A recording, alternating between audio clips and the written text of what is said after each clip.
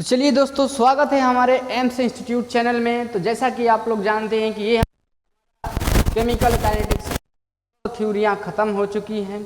अब हमें क्वेश्चन का प्रैक्टिस करना है। जितना अधिक हम लोग क्वेश्चन का प्रैक्टिस करेंगे उतना ही हमारी तगड़ी प्रिपरेशन होगी। तो चलिए, आज के सेशन में हम लोग कुछ क्वेश्चन करना चाहेंगे जो आपके बुकों में दिया है क्वेश्चन। तो चलिए स्टार्ट करते हैं, फटाफट हो जाइए सभी लोग तैयार।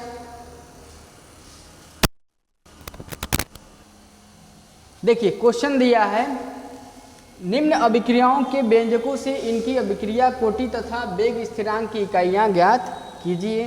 देखिए कैसे ज्ञात करेंगे। तो ये हमारा अभिक्रिया दे रखा है 3NO N2O बना दिया, ये हमारा रिएक्टेंट है, ये हमारा प्रोडक्ट बना दिया और इसका वेग का फार्मूला दे रखा है इतना। तो यदि इसमें हमें अभिक्रिया की कोटि फाइंड करनी हो, इस क्वेश्चन के लिए अभिक्रिया की कोटि फाइंड करनी हो तो बताइए, कोटि तो यही होती है ना, जो अभिक्रियक की सांद्रता की पावर जो होती है वही। इसमें कोटि, इसकी पावर कितनी है 2, तो अभिक्रिया की कोटि कितनी हो गई 2। अब हमें पता करना है वेग स्थिरांक का इकाई, इस के का मान। तो चलिए के का मान कैसे निकालेंगे। तो ये वेग बराबर दे रखा है, कितना दे रखा है के NO2 का स्क्वायर। क्या होगा, इस के का मान निकालेंगे तो क्या होगा, वेग बटा में NO2 सांद्रता की पावर स्क्वायर। ठीक है, देखिए वेग का मात्रक होता है सांद्रता बटा में समय, सांद्रता बटा में समय गुणा ये क्या है, सांद्रता ही है ना, सांद्रता, और सांद्रता का क्या रखना है होल स्क्वायर।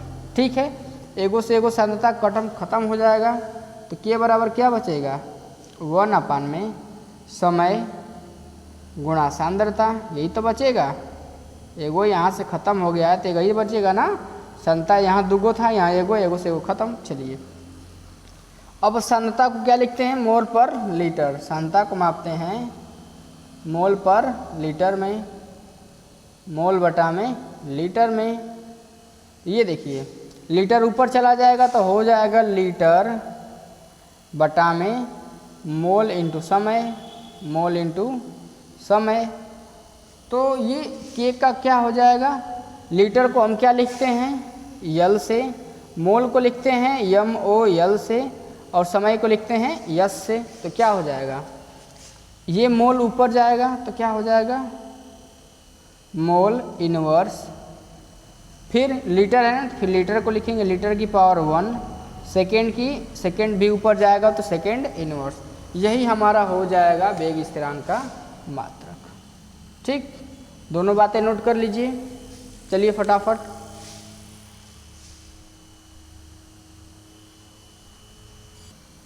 चलिए दूसरा क्वेश्चन दिया है, फटाफट हम लोग नोट कर लेते हैं। दूसरा क्वेश्चन कुछ इस टाइप से दिया है, यहीं पर दूसरा क्वेश्चन नोट कर लेते हैं।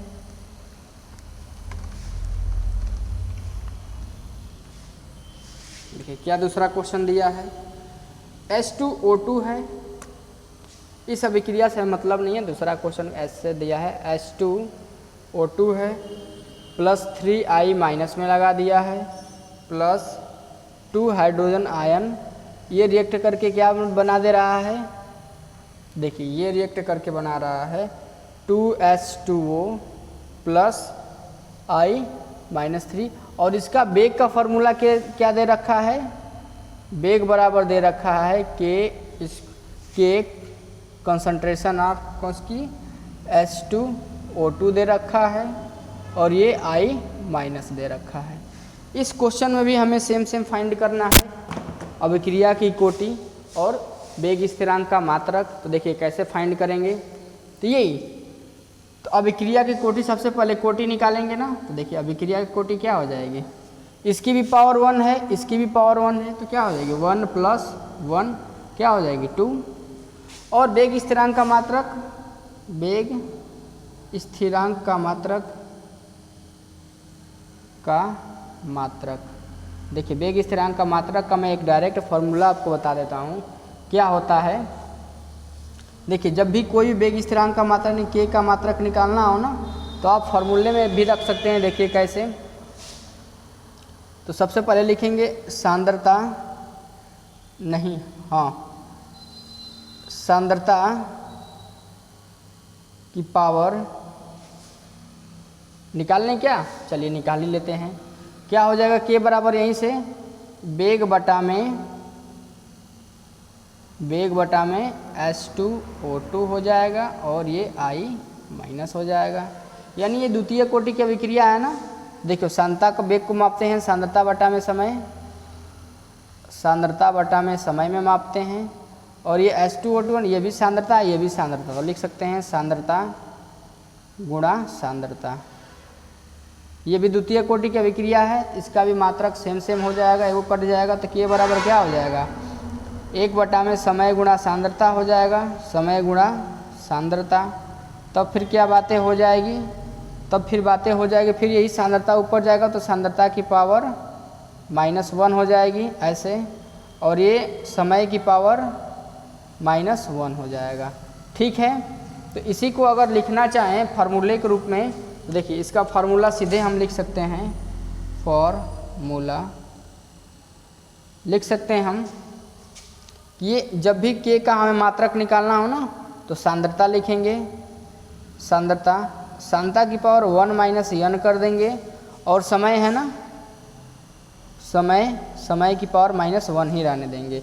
यानी जो n है ना, ये n अभिक्रिया की कोटि है, अभिक्रिया की कोटि है ये। ठीक है, ऐसे ये अभिक्रिया की भाई साहब कोटि है। तो देख लेंगे, अगर अभिक्रिया की कोटि 2 है तो यहाँ पर 2 रख देंगे, इसमें 2 है ना तो 2 रख देंगे। देखिए क्या बनेगा, K इक्वल टू क्या हो जाएगा, यहाँ पर 2 रखेंगे तो सांद्रता हो जाएगा, सांद्रता ये 1 - 2 हो जाएगा, और समय है ना, समय की पावर -1, तो K बराबर क्या हो जाएगा, सांद्रता की पावर -1 और ये समय की पावर -1 है। इसका मतलब क्या हो जाएगा, सांद्रता को मापते हैं मोल पर लीटर में, मोल बटा में लीटर, और इसकी पावर क्या है -1, ये हमारा हो गया समय की भी पावर -1 है। तो K बराबर क्या होगा, मोल की पावर -1, लीटर है ना बटा में लीटर की भी पावर -1 हो जाएगा, और ये समय की पावर -1 दिया ही है पहले से ही। तो K बराबर क्या हो जाएगा, यही पहले तो मोल इन्वर्स दिया है ना, मोल इन्वर्स, लीटर -1 ऊपर जाएगा तो लीटर प्लस में हो जाएगा, और ये समय इन्वर्स यहाँ पर दिया है, हो जाएगा क्या ऐसे दोस्तों। देखिए तो यानी इसको लिखना चाहें तो ये लिख सकते हैं, मोल को MOL inverse litre second inverse. यही होता है सेकेंड कोटि की अभिक्रिया का मात्रक। और हमने बताया कि अभिक्रिया की जो कोटि होती है ना, धनात्मक हो सकती है, भिन्नात्मक हो सकती है, शून्य हो सकती है, लेकिन कभी ऋणात्मक नहीं होती है। तो आप इतना नोट कर लेंगे फटाफट। और इसी के बेस पर 2 और क्वेश्चन दिए हुए हैं, एक भिन्नात्मक कोटि का है, एक प्रथम कोटि की अभिक्रिया का है। तो निकल सकता है क्या ऐसे, चलिए निकाल लेंगे फटाफट। चलिए तो वीडियो ज़्यादा लॉन्ग ना करते हुए हम लोग थोड़े समय में पढ़ लेंगे, इस क्वेश्चन कर देंगे तुरंत ही।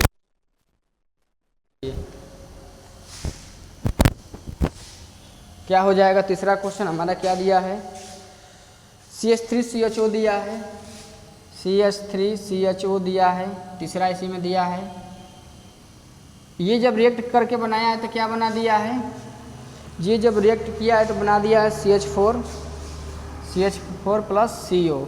और इसका वेग का फार्मूला कितना दे रखा है, वेग बराबर दे रखा है CH3CHO का 3/2 है, हाँ 3/2 है, मेथिल्डिहाइड है।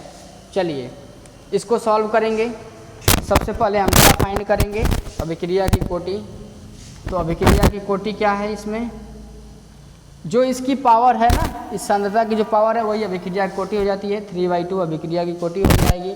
तब वेग स्थिरांक का मात्रक, वेग स्थिरांक का मात्रक क्या हो जाएगा, तो देखिए वेग स्थिरांक K का मात्रक क्या हो जाएगा, जरा ये बताइए। इस फार्मूले में रख देता हूँ, के सांद्रता है ना, लिखना है सांद्रता।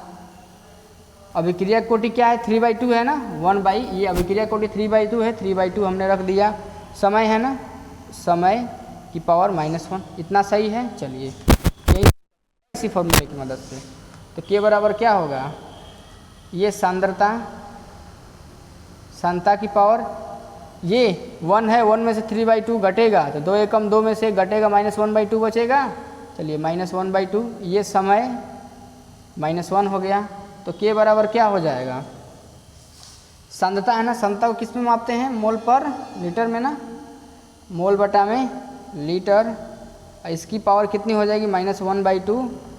ये समय इन्वर्स है, इसका मतलब फिर के बराबर क्या हो जाएगा, तो देखेंगे लिखेंगे तो मोल की पावर मोल -1/2 हो जाएगा बटा में लीटर, लीटर की पावर -1/2 हो जाएगा। यहाँ समय है, समय की पावर -1 हो जाएगा। ठीक, और आगे लिखना चाहें तो के बराबर क्या हमारा हो जाएगा, ये मोल है ना, तो मोल -1/2, ये लीटर ऊपर जाएगा तो लीटर प्लस में हो जाएगा, लीटर प्लस 1/2, और ये सेकेंड है ना, सेकेंड की पावर -1। तो इसको इंग्लिश में लिखेंगे तो कैसे लिखेंगे, मोल, मोल की पावर -1/2, लीटर, लीटर की पावर 1/2, सेकेंड, सेकेंड को यस, यस की पावर -1। क्या इस तरीके से हो सकता है क्या, देखिए कोई बड़ा क्वेश्चन नहीं है, सब छोटा छोटा क्वेश्चन है, हो जाएगा। चलिए स्क्रीनशॉट ले लीजिए, दूसरा क्वेश्चन करते हैं। अब अंतिम वाला क्वेश्चन, चलिए अंतिम क्वेश्चन करते हैं हम लोग।